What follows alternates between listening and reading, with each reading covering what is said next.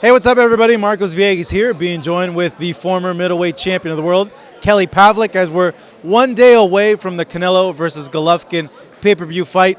Earlier today, Gennady Golovkin and Canelo Alvarez both weighed on the scales, both weighing 160 pounds. Kelly, I need your insight, man.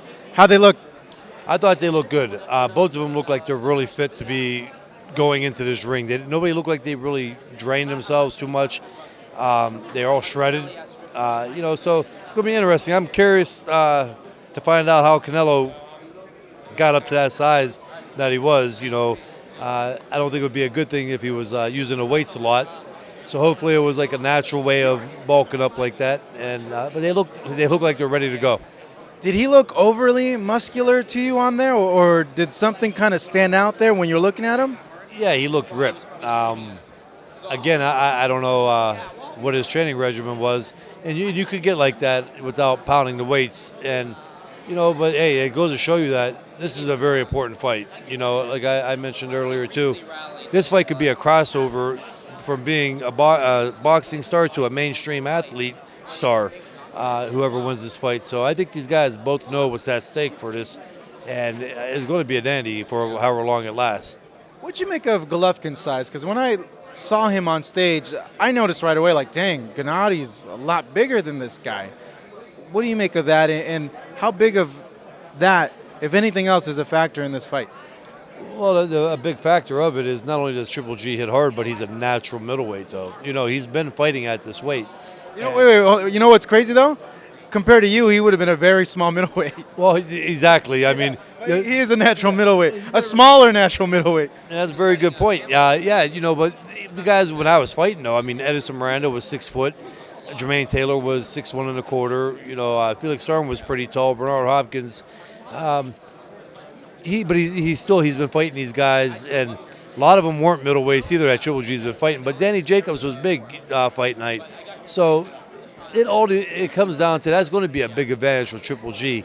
But again, like I mentioned yesterday with you guys, I think the longer the fight goes, the better off it is for Canelo. And pending unless training camp or something changed for Triple G. Tell us really the process, what these guys must be going through now, and really like the hydration process of stepping onto the scale and then right after getting those vital fluids. Like, what is the process? Let us know. Yeah, that is very important. I was fortunate enough with the people like my dad and me. We studied and went through things, and my process was really good. I mean, I really struggled to make 160, but you've seen that the energy and everything come fight night. I mean, I averaged more punches than most middleweights of all time. 80 to 90 some punches around. But I had the right way of rehydrating, and I think it's important that they constantly keep fluid in them. There would be a myth like eat small at first because your stomach shrunk, and then eat. I mean, after I got to the skill, Pedialyte, water, and I went and ate. I mean, I ate steak and a lot of carbs. The night of the fight, before the fight, I would eat pizza. Then of course fight day, we toned it down a lot, and we stayed away from too many carbs, or starchy carbs. We eat rice and chicken breast and some bread, like toast, things like that. So staying rehydrated is obviously key, and putting, the supplements you can get, like protein shakes, which would be big. Get a blender, put some fruits in there, bananas and watermelons, which is all good for natural rehydration. Things like that. I mean, that plays how you rehydrate plays a big role in how you're going to perform the night of the fight. How much weight would you put back on? And what would be normal for Canelo and Golovkin to put back on by tomorrow night? It got so hard towards the end for me. I put on a lot. I go up to almost 180.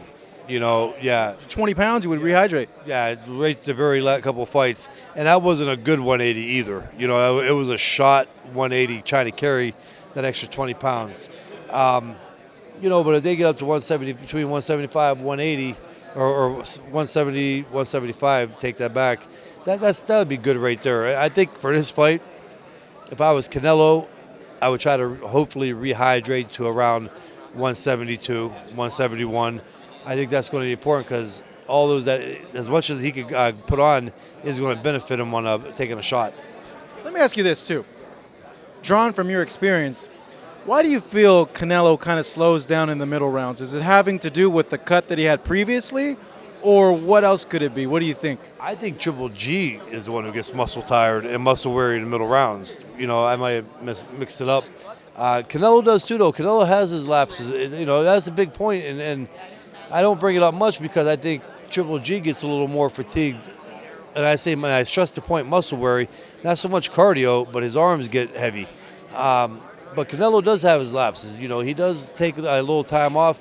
He really can't do that. He has to find a way to where he's constantly throwing punches, but he's throwing them not 4 or 5 at a time. He's throwing them 2, 3, you know. So he doesn't get tired, so he's able to conserve his energy. Yeah, and in those lapses, he's got to take some of these early rounds, and he's going to have to take these later rounds. So he wants to get those points, you know. So, but I know a lot of people pointed out because he was such a big 154-pounder that they were maybe thinking that that's the reason why he was getting tired. Is he's a big dude at 154, and he was cutting so much that it would affect him. Yes. And maybe because he doesn't have to cut as much, he might not be affected in this fight.